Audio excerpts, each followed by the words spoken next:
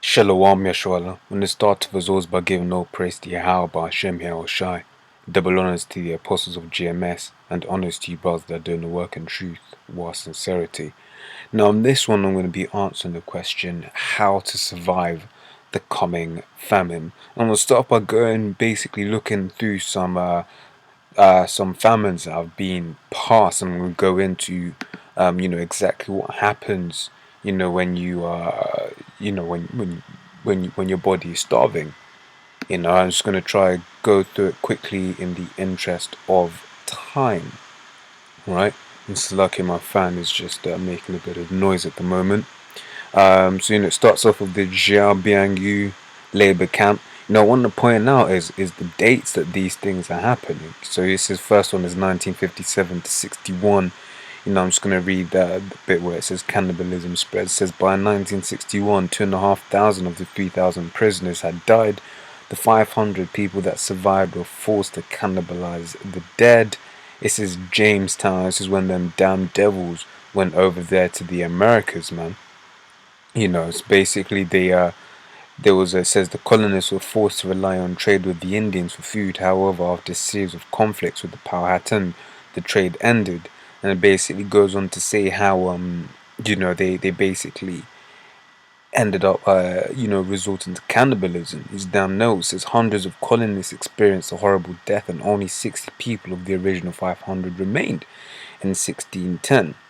But the Great Famine of 1315 to 17, the Siege of Leningrad once again. This is in 1941. This is just Slovakia. This is literally just the other day, man.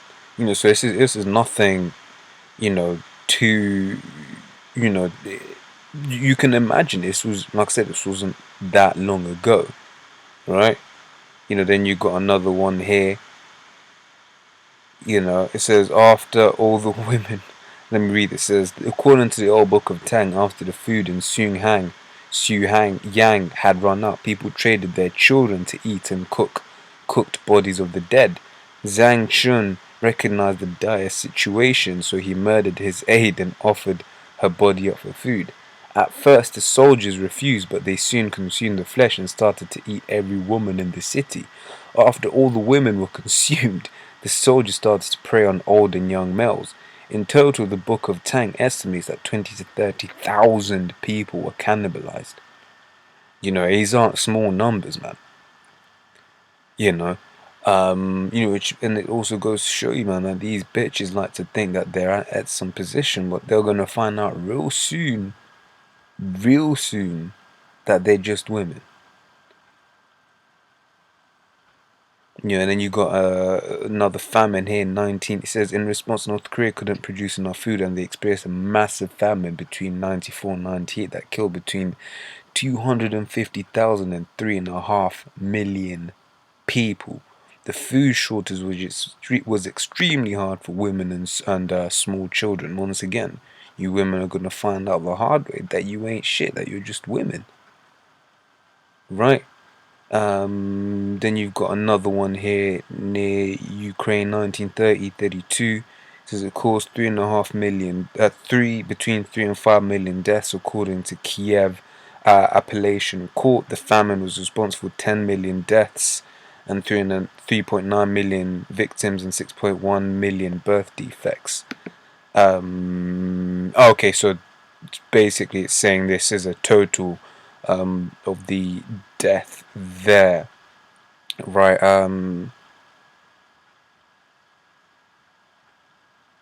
Yeah, then you got the Povilius famine, however you say that. Once again, famine killed an estimated 5 to 10 million. These, like I said, these aren't small numbers, man. And you got the Great Chinese Famine. Alright, so that's like it says, the cannibalism during the famine has been described as being on a scale unprecedented in the history of the 20th century. And what's a common feature in all of the post-apocalyptic movies that you see? Cannibalism. Because for instance, if you're in a city like London only has a supply for food for 3 days. but London has a supply of 10 million bodies. You see that when the food runs out, the people become the food. It happened before in history, and it's going to happen again. And later on, I will answer the question of how you survive. This coming, what do you call it? This coming famine.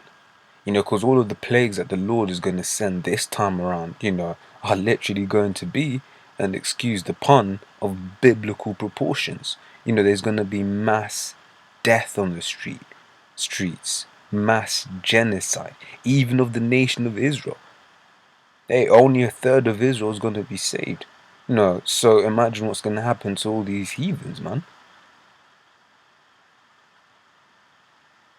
Ultimately, we need some slaves to build up our kingdom, so.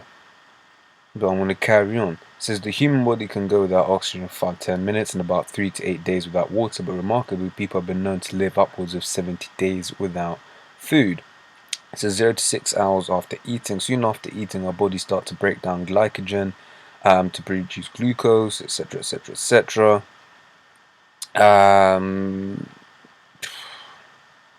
72 hours onwards, so apparently it's at 72 hours when things start becoming critical.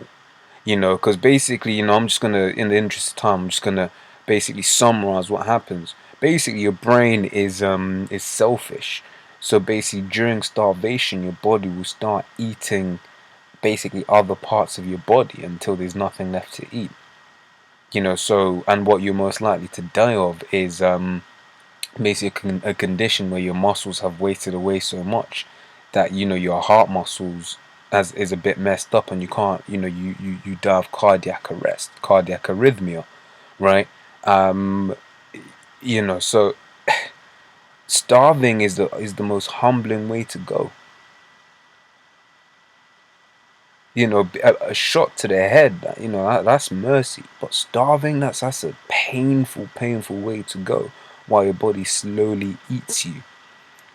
And it basically gets to a point where, when we work somewhere in the article, I'll post the links, Lord willing, I remember, but basically, or somewhere in this article, it's basically talking about how your body, that it's actually, a lot of people die from illness because with starvation comes a weakened immune system. And what else is Esau going to be planning to do while he's doing this? He's going to be during the time that's come, is going to be releasing pathogens. Now, if you've got a decent immune system, you may be able to deal with some of them, but he's engineered them in such a way that the majority won't be able to deal with them. And plus people's diets aren't good anyway. But if you haven't eaten, that's going to kill you. Which I found from my personal experience. Family member had cancer, and from my analysis of it, the person died from starvation more than anything else, man.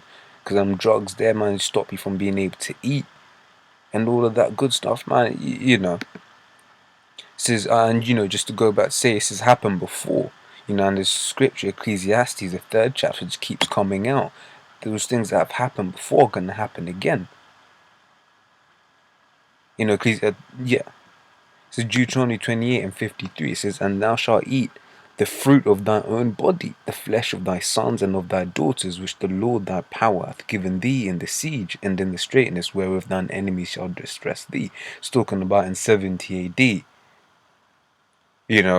Because literally there does come a point where you stop and you think, these kids are just useless eaters, and you know what, they can't defend themselves. And this article here was basically detailing how people would swap children.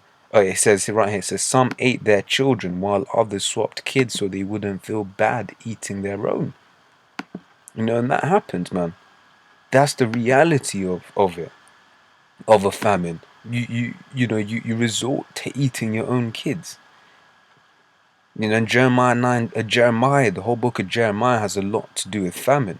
This is Jeremiah 19:9. This says, and I will cause them to eat the flesh of their sons and the flesh of their daughters, and they shall eat every one of their flesh of his friend in the siege and straitness wherewith their enemies, and they that seek their life shall straiten them.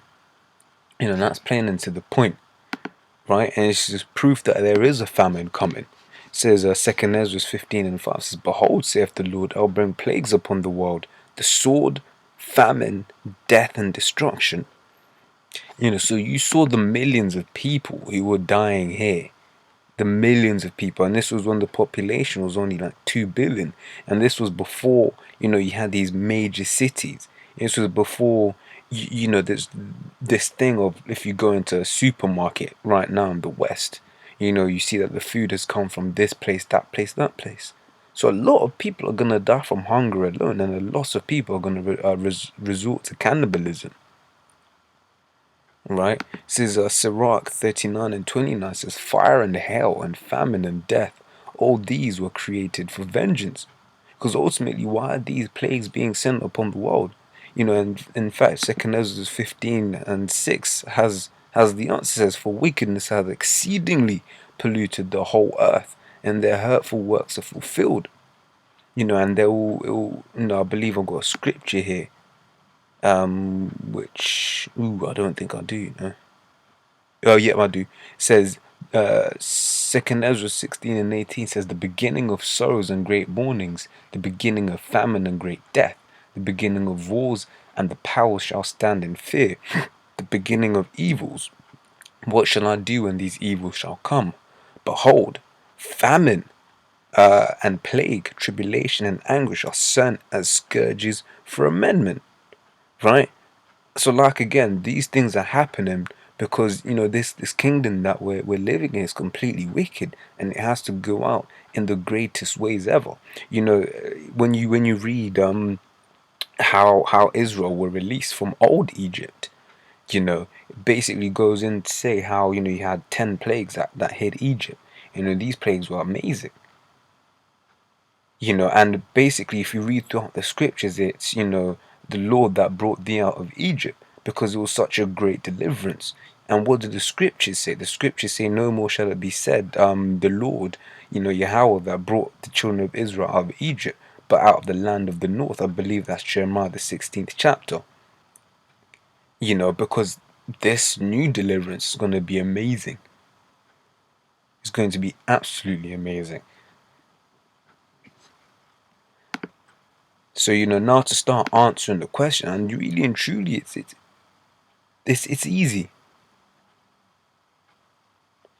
To survive the things that are to come, you just have to get right with the Lord and have faith and believe, because that's the only way you're gonna survive.